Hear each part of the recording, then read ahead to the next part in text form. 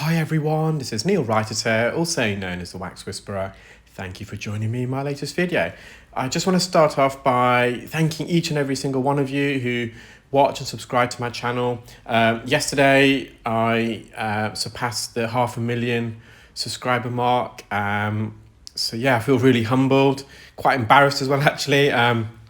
Never in a million years did I think that my channel would attract so many subscribers. I've mentioned the story before. I initially just thought I'll upload a couple of videos. I can't remember when I first started doing them, I think in 2015, just so members of the public, if they are considering having endoscopic earwax removal performed, they can watch a couple of videos on my website. So I was going to embed them from the YouTube channel, which just enables patients to get a better idea, perspective of what to expect when they arrive. And how many years on now? I think it's about 8 years on, almost 1,500 videos and 500,000 subscribers. Still uploading the videos. And so why do I do them? It's certainly not for monetary gain. So YouTube, they deem earwax removal videos similar to pimple popping videos, and I believe blackhead videos, as not suitable for most advertisers. So I think that was in 2017. So yeah, believe you me, it's not the financial gain, because I'm not saying I don't receive any monetary gain, but certainly not worthwhile me quitting my day job. And in fact, if I spent time doing other things than uploading and editing earwax removal videos, it'd probably be more profitable for me. So it's not the reason why I do it. Why do I do it? I do it because I know a lot of you guys enjoy it, and that gives me enjoyment. So indirectly, it's quite selfish of me, because knowing that a lot of people benefit from the videos in different ways. So over the years, I know people have not only found it educational. Of course, there's a lot of people that find it entertaining and gruesome and gory, but a lot of people, it helps them in other ways. It helps them maybe with their anxiety, if they have any issues getting to bed at night, for example. So yeah, just thank you guys. It's just amazing. And although they can be take up a lot of time, I will continue to upload as many videos as I can. At the moment, it's really busy with everything that's going on with the Waxscope launch and all the patents and the development of different instruments. But I will always try and find time to upload videos. It may, I know one of the criticisms against my channel is that I don't have set times, and it could be, you know, really late at night UK time, or there's no set pattern. But I don't want to commit to, you know, X amount of videos a week at certain times, because I don't know if I can deliver. So I don't want to promise something that I can't deliver, and I rather under promise and over deliver, if that makes sense. So let's go back to this case. This is a really interesting case. It's of a patient who attended with auricular hypertrichosis. So auricular, you can define that as the ear, and trichosis is a pathology, a disease relating to the hair that we have. Could be any hairs. Hypertrichosis therefore means excessive hairs. So this patient is a male, and male people are of course more susceptible to developing auricular hypertrichosis, and that's because it's all to do with the amount of testosterone. So the hairs around the nose and the ears, they are somewhat resilient to testosterone in younger years, but as we get older, and I'm speaking first-hand experience here, because I'm also developing a bit of auricular hypertrichosis, of course not to this severity, but the hairs around your nose and your ears then become sensitive to testosterone, which then means that these are terminal hairs. There are probably a few vellus hairs. So vellus hairs, there's two types of hairs that we have. We have vellus hairs, which are your more fine, almost invisible hairs. We call them peach hairs in the UK. So they basically cover most of the body, and they're there to help trap air molecules and keep them warm. So it helps. It's your body's own way of keeping it warm, these vellus hairs, and they also secrete sebum. A lot of these vellus hairs, so they have sebaceous glands attached, and sebum is an oily lipid secretion, which is also found in the ear, which makes up 1/3 of earwax, alongside apocrine modified sweat glands, which produce an oily sweat, and dead skin cells that have shed near the entrance of the ear canal. So this earwax is made up of 3 components. Terminal hairs are the thicker hairs. These are your hairs that are your protective. Almost think about like barbed wire. They are designed to prevent external invaders, so insects, bugs, creepy crawlies, from entering the ear. So these hairs are actually they're configured to protrude outwards, so that to the tip of the hair strand is angled towards the entrance, so it gives you that spiky porcupine almost appearance. And with increased levels of testosterone, these hairs undergo a prolonged period in the growth phase. So there's different phases of hair development. So one of them is the growth phase, and so because they spend longer in the growth phase, the hair strands are thicker, fuller, and they'll get longer. So one of the questions people are going to ask, why don't you cut these? Well, it's kind of a pointless exercise because you cut them, they're going to come back. Also, cutting them in the ear, they're going to become loose, can be more tangled. If anything, I'd prefer to pluck them, but plucking them can, if it's a necessity. Now, as you can see, as a viewer, you may not enjoy the view, but as an audiologist, clinical ear care specialist, a ceremonologist, which is the literal definition of an earwax specialist, it's not caused me that many problems. So yes, it's probably not the Hollywood shot that I know a lot of people desire, but clinically speaking, I'm managing, which is fine.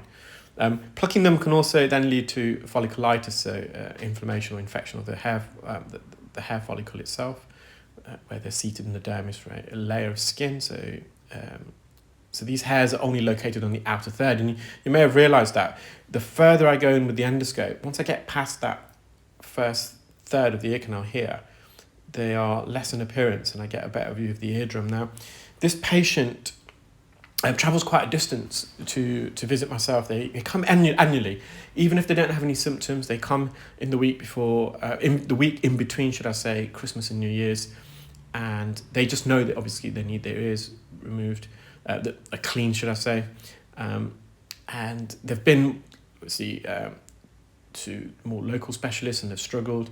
They got recommended by an ENT colleague of mine, and that's because the ENT colleague, obviously ENT, not that they've got better things to do, but in terms of earwax removal, is it something high on their list? No, because they've got other surgical procedures to do. So the ENT colleague advised, they're more than welcome to recommended myself, so go and see Neil. He'll be able to remove this for you. So it just allows the ENT to do other things, really. So I'm very grateful for that endorsement. And I quite enjoy it because it's a technical challenge. Now, the left side, you may have seen the top part of the eardrum, the bone is somewhat eroded, and that's because the eardrum is retracted, it's sucked in. And when the eardrum gets sucked in, and it gets sucked in due to negative middle ear pressure, so we want the middle ear pressure, so the air pressure behind the eardrum to be equivalent to the air pressure, well, thereabouts. It's never going to be always equal to the atmospheric air pressure, so the air pressure in the ear canal. And when the air pressure is equal either side of the eardrum, that's when your eardrum is most mobile. Thinking about it like a door, if you've got a gush of wind, for example, going through to the ear canal, it's going to slam the door inwards. In the same way, the eardrum is susceptible to pressure change. If you've got excessive pressure in the outer ear compared to the air pressure in the middle ear, your eardrum's going to get sucked in. And if you've got excessive air pressure in the middle ear in comparison to the atmospheric air pressure, so positive middle ear pressure. So, for example, when you close your mouth, pinch your nose and blow, that's the valsalva, your eardrum's going to balloon outwards, it's going to inflate. And for the eardrum to be most compliant, most mobile, we want the air pressure to be equal either side. So if your eardrum is sucked in, it typically means that the air pressure behind your eardrum is below that of the atmospheric air pressure, and there's a tube behind the eardrum in the middle ear called the eustachian tube, and that's responsible for trying to equalize the air pressure in the middle ear. It connects to the back of the nose, the nasopharynx.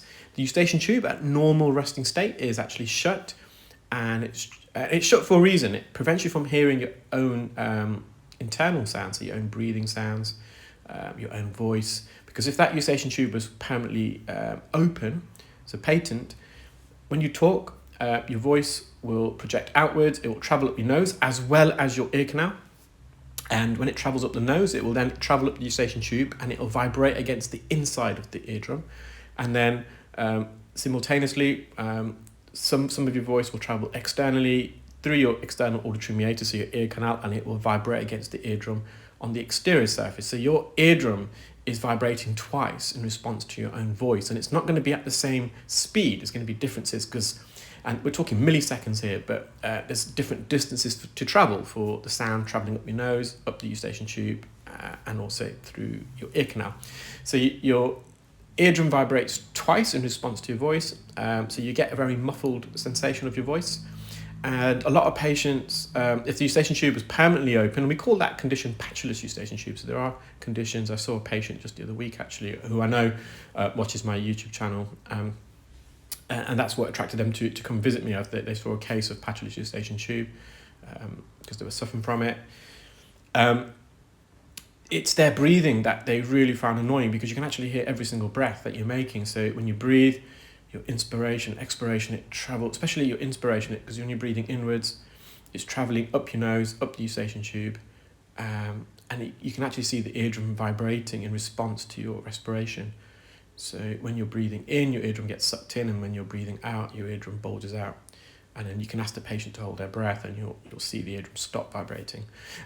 So that's why the eustachian tube is not permanently open, and also, if it was permanently open, it can encourage upper respiratory tract infections travelling up your nose and infecting the middle ear cavity, which we don't want. So the eustachian tube at normal resting state should be shut.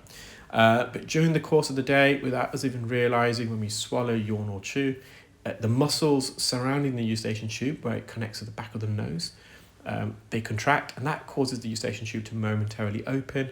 It allows the middle ear pressure to equalise, and it also allows the drainage of any middle ear fluid. So the cells in the middle ear are mucosal epithelial cells. So mucosal cells, the mucosa, it's the same skin or similar skin that lines the inside of your nose and your mouth, so they are secretory. So any accumulation of middle ear fluid can also drain. So in this patient, the eustachian tube is obstructed. It's a long-term condition which causes the eardrum to get pulled in. When it gets pulled in, the physical force of the eardrum being sucked in can rub against the bone at the top of the ear canal in particular. We call that the scutum, and it can cause the erosion of the scutum.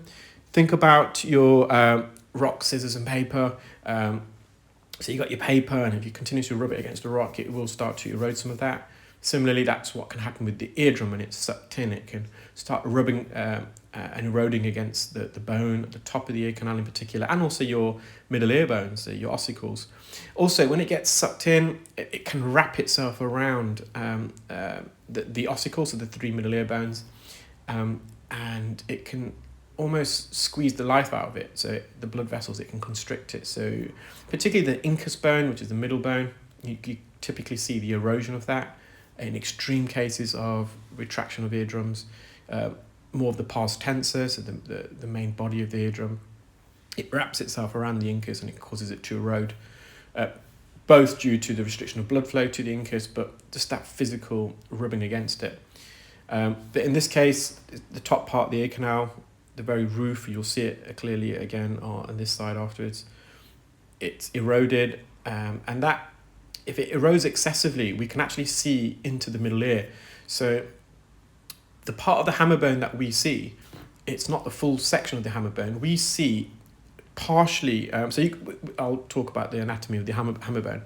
So the hammer bone, also known as the malleus bone, you have the umbo region of the hammer bone, which is the bit that connects to the middle of the eardrum. So I call that the bullseye. You've then got the handle of the hammer bone, so the handle of malleus, also known as the manubrum, which is the main stalk of the hammer bone that's visible. And that at the top of that, you see the short or lateral process of the hammer bone, which is a spherical part. almost looks like your ball and socket joint, the articulating ball point. And then above that, you have the neck of the malleus. And we can see a little bit of that in a normal ear. But then that neck of the malleus extends upwards into the epitympanum. So the middle ear, superiorly to the top part of the middle ear, we call that the epitympanum. The bottom part, so if you go into the middle ear, behind the eardrum and go down, you call that the hypotympanum. In the case of the right ear, the front part of the middle ear, you call that the protympanum, and the posterior parts are backwards, you call that the retrotympanum, and the middle part, you can call that the mesotympanum. So at the top part of the middle ear, which is not always visible to us, you've got the neck of the malleus fully extending upwards, and to the neck, you've got the head of the malleus. And the head of the malleus is connected to the body of the incus, which is also known as the anvil bone. So in some cases, when you've got severe erosion of the scutum, the top part of the ear canal near the eardrum, it allows you visualization of the epitympanum of the middle ear, and you can really see the full structure of the malleus and also the incus. So it can be quite an incredible view, actually. So in this case, and we call that an autoatticotomy. So that top part of the ear canal near the eardrum at the roof is called the attic region for obvious reasons. You can see here that there the pars flaccida is retracted. There's erosion of the bone there. The hammer bone also is slightly deformed in this patient. So again, no doubt, because the eardrum's been wrapped around it, it's almost squeezed it. It squeezes all the blood supply, and it's the physical rubbing against it. So it causes erosion of it. There's just some crusted skin posteriorly. I'm just going to peel this away if we can. So yeah, when that bone is eroded at the top, we call that an atticotomy, and because it's done naturally, we call that an autoatticotomy. You've got to be careful. Sometimes it can be a cholesteatoma that can cause an atticotomy. There's no evidence whatsoever of this patient having a cholesteatoma, which is a dead skin cyst that kind of can accumulate in the attic region, but also more commonly in the posterior superior region. So in the case of the right ear, we're thinking about the northwest region of the ear canal. And that's because that part of the eardrum, it's not as taut as the main body of the eardrum, the pars tensin. So the eardrum can be subdivided into the pars flaccida, which is the top attic region, where the skin there is more elastic. So the eardrum is made up of an outer inner layer of skin and also a middle layer of fibrous tissue. So the fibrous tissue in the pars flaccida, it's more elastic, it's not as taut as the main body of the eardrum, the pars tensa, which makes the pars flaccida very elastic in terms of pressure changes. It can go in and out. And similarly, on the northwest region of the pars tensa, where you would expect the eardrum to be quite taut, the fibrous layer is similar to the pars flaccida, so it also makes that region of the eardrum more likely to get retracted when you've got negative middle ear pressure, and that's where cholesteatoma can form. I hope you enjoyed that video, guys. That's me done now for the day. Take care, keep well, speak soon, bye.